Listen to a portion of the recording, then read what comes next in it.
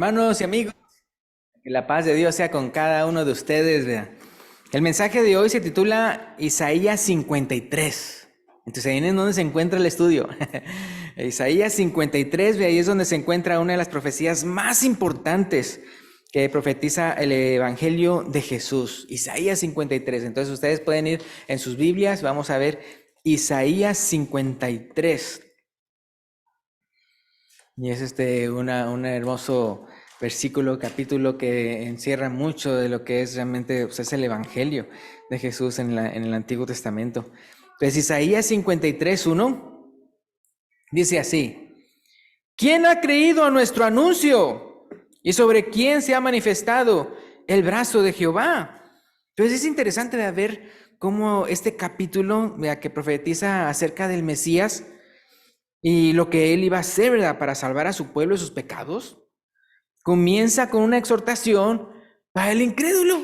¿Qué cosas? No, o sea, apenas va a decir qué es lo que va a hacer el Mesías, pero luego comienza: ¿quién ha creído a nuestro anuncio?, pregunta Isaías.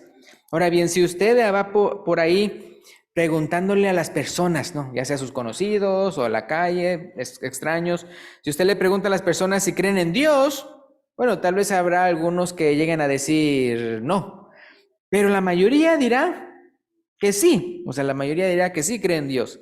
Y sin embargo, si usted le pregunta a esas personas, ¿y usted lo obedece? Entonces, usted lo obedece, ¿verdad? Pudiera, vea, que ahí sí ya no les guste contestar. Pues fíjense, vea, que cuando Isaías 53:1 pregunta, ¿quién ha creído a nuestro anuncio?, no solamente está exhortando a los que no creen, sino también a los que aún habiendo oído, no obedecen, no obedecen. Entonces, si vamos a Romanos capítulo 10 para ver eso, Romanos capítulo 10, versículo 16 al 18 y luego el versículo 21.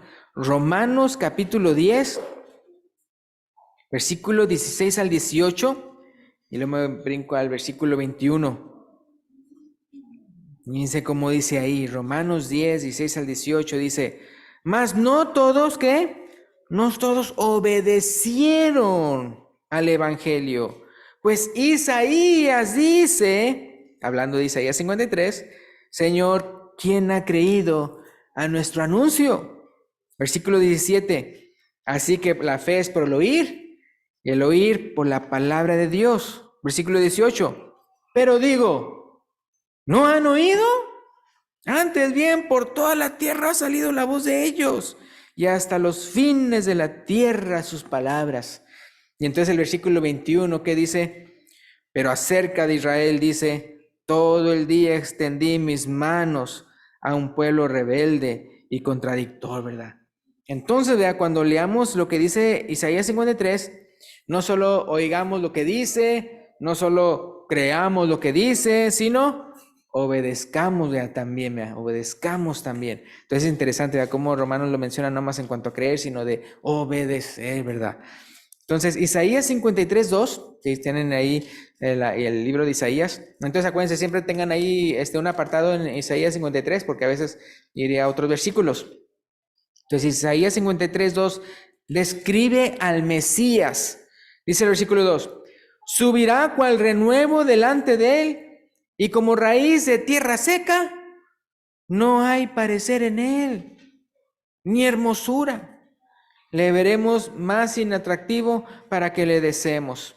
Ahora, la versión, traducción en lenguaje actual, lo dice de esta manera, el versículo 2. Dice: el fiel servidor creció como raíz tierna en tierra seca.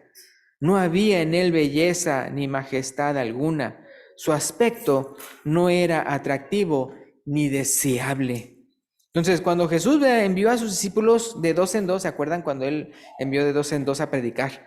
Les dijo que no llevaran para nada para el camino y no vistieran más de lo necesario, ¿verdad? No lleven dos túnicas, ¿verdad? O que hasta, una versión dice que hasta ni calzado.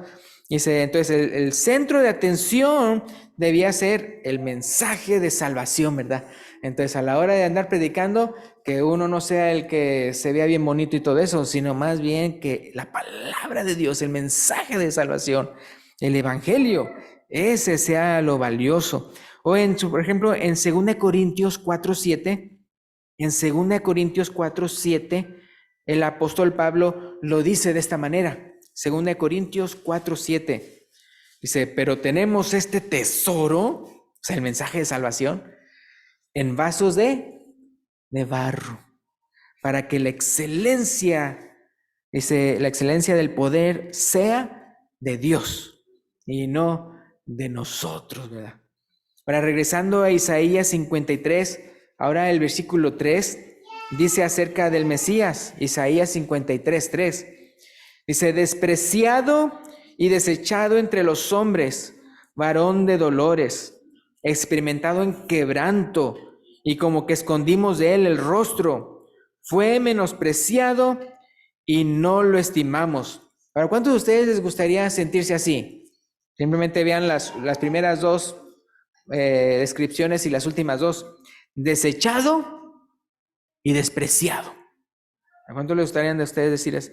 Y al final dice, menospreciado y no lo estimamos. Entonces imagínense a él, o sea, el gran glorioso, el Señor Jesús, así le pasó. Dice, y aunque no lo creamos, ¿verdad? Y aunque unos sí llegaron a creerle a Jesús, muchos no creyeron en él, aunque hiciera muchos milagros, fíjense.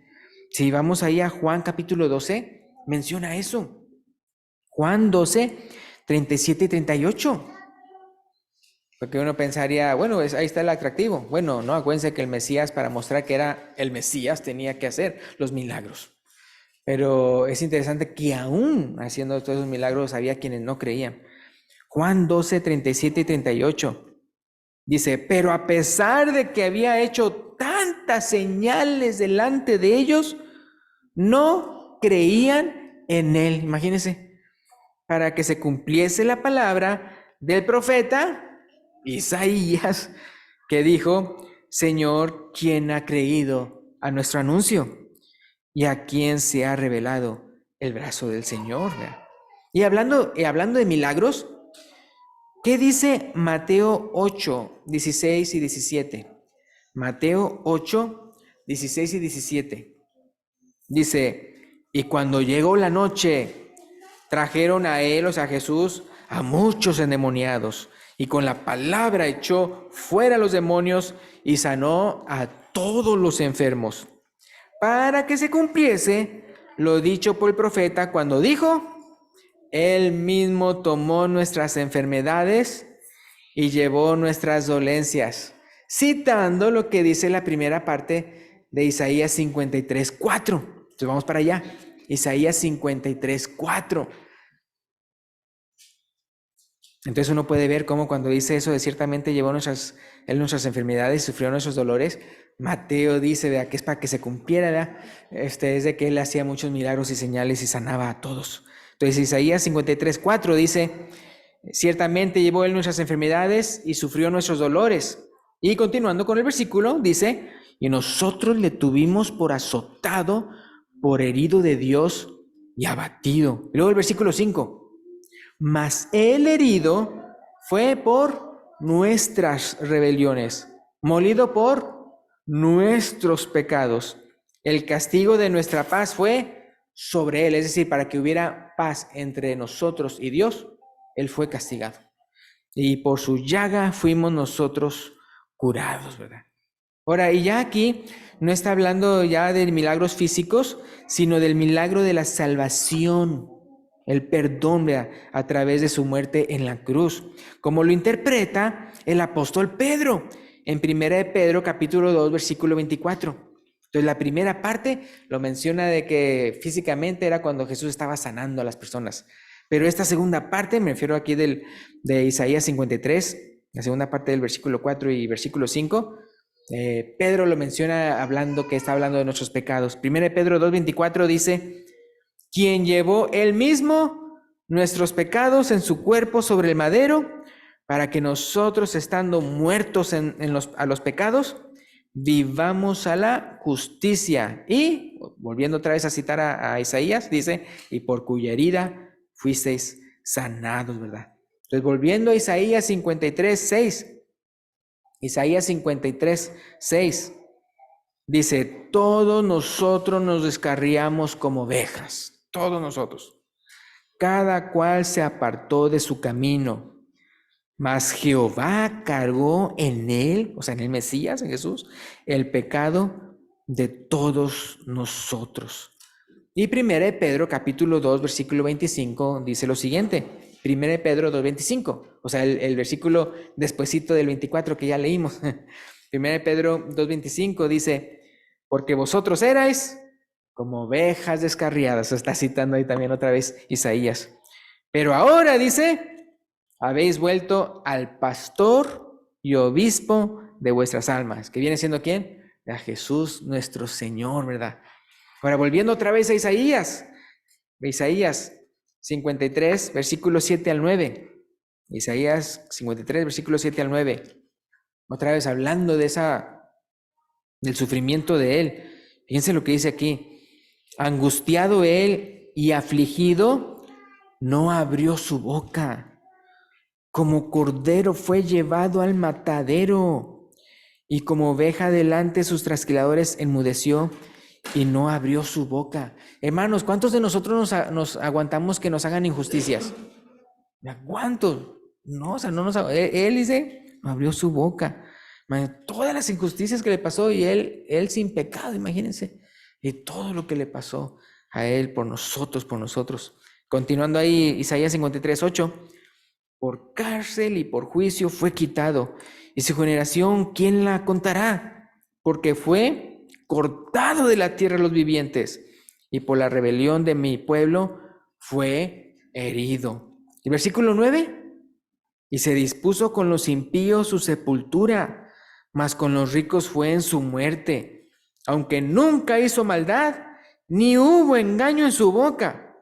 Entonces uno aquí puede ver cómo podemos ver que él se quedaba callado.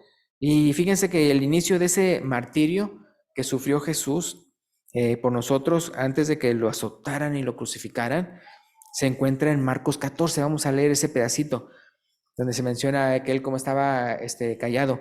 Marcos 14, 60 al 65. Marcos 14, 60 al 65.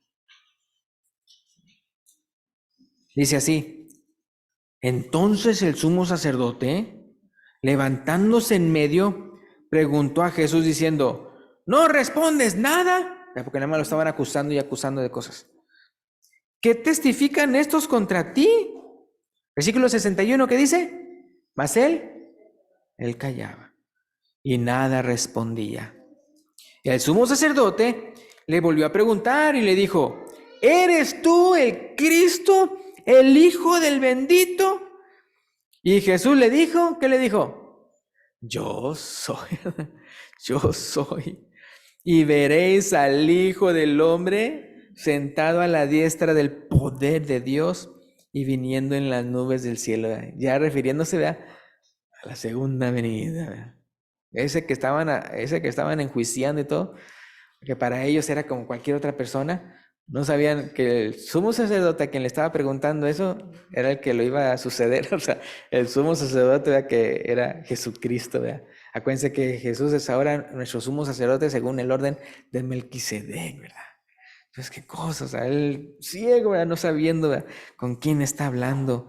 Y continuando ahí en Isaías, ahí en Marcos, dice que después de que dijo, yo soy, y veréis al Hijo del Hombre sentado a la diestra del poder de Dios y viniendo en las nubes. Versículo 63. Entonces el sumo sacerdote, rasgando su vestidura, dijo, ¿qué más necesidad tenemos de testigos? ¿Habéis oído la blasfemia? Y obviamente ellos creían que era blasfemia porque no creían que era el Hijo de Dios, no creían que era el Mesías. Dice, ¿qué os parece? Y todos ellos le condenaron y declarándole ser digno de muerte. Y algunos, dice, comenzaron a escupirle y a cubrir el rostro y a darle de puñetazos y a decirle, profetiza. Y los alguaciles le daban de bofetadas. Y de ahí, hermanos, el sufrimiento incrementó. Ya después azotes y ya después la crucifixión y clavándolo en la cruz. Todo eso, un tormento tremendo. Y ya volviendo a Isaías 53, versículos 10 al 12. Y es por eso, hermanos, que es muy bueno recordarlo cada domingo, vea, lo que hacemos, lo que es la cena del Señor. Porque nosotros como personas somos bien olvidadizos, ¿verdad? Bien olvidadizos. Entonces, en el caso de Dios, Él sabe, o sea, todos los domingos, todos los domingos, todos los domingos, a recordar lo que el costo de nuestra salvación, el precio de nuestra salvación. Eso es muy importante. Entonces, Isaías 53, versículo 10 al 12, dice, con todo eso, Jehová quiso quebrantarlo, sujetándole a padecimiento, cuando haya puesto su vida en expiación por el pecado, porque aquí el Cordero de Dios que quita el pecado del mundo, ¿no? Verá linaje y vivirá por largos días, y la voluntad de Jehová será en su mano prosperada. Eso ya hablando acerca no ya de la muerte, sino ya de la resurrección, ¿verdad? Versículo 11, verá el fruto de la aflicción de su alma, ¿no? O sea, el poder llevar a muchos a Dios, ¿verdad? Dice, y quedará satisfecho. Por su conocimiento justificará a mi siervo justo a muchos. ¿Se acuerdan? El justo por los injustos para llevarnos a Dios. Y llevará las iniquidades de ellos. O sea, Él lo iba a pagar todas las iniquidades. Versículo 12. Por tanto, yo le daré parte con los grandes y con los fuertes repartirá despojos, por cuanto derramó su vida hasta la muerte y fue contado con los pecadores, habiendo Él llevado el pecado de muchos. Y luego, ¿qué dice ahí? Llorado por los transgresores. ¿Se acuerdan que todavía en la cruz y se burlaban de él? Decía, no le tomas en cuenta su pecado, ¿verdad? Decía Jesús al Padre Celestial, imagínense, no saben lo que hacen, dijo, ¿verdad? Entonces, ¿de qué manera, hermanos, debe uno responder a este amor tan grande, ¿verdad? De Jesús por nosotros, ¿verdad? Lo que acabamos de leer en Isaías 53, ¿verdad? Un amor, ¿verdad? Que para salvarnos tuvo que dar su vida, ¿verdad? Su vida para pagar por nuestros pecados. Pero como vemos al final, vea, Él no se queda en la tumba. El Mesías le resucita y reina, ¿verdad? Confirmando que su muerte era para pagar por nuestros pecados. Que si Él hubiera cometido un solo pecado, pues Él se hubiera quedado ahí, porque estuviera pagando por su propio pecado. Entonces, no, o sea, Él era santo y Él es santo. Entonces, vea, otra vez, como les pregunté al principio, ¿de qué manera uno debe responder a ese amor tan grande que se muestra ahí en Isaías 53? Pues fíjese que hay una historia en el Nuevo Testamento de alguien que evangelizó, vea, usando Isaías 53, vea, porque ese es el libro que estaba leyendo, vea, esa persona. ¿Se acuerdan dónde? En Hechos 8, entonces vamos para allá. En Hechos 8, 26 al 39. Y aquí entonces se ve la manera en que uno debe responder, ¿verdad? Al Evangelio, a las buenas nuevas de salvación. Hechos 8, 26 al 39.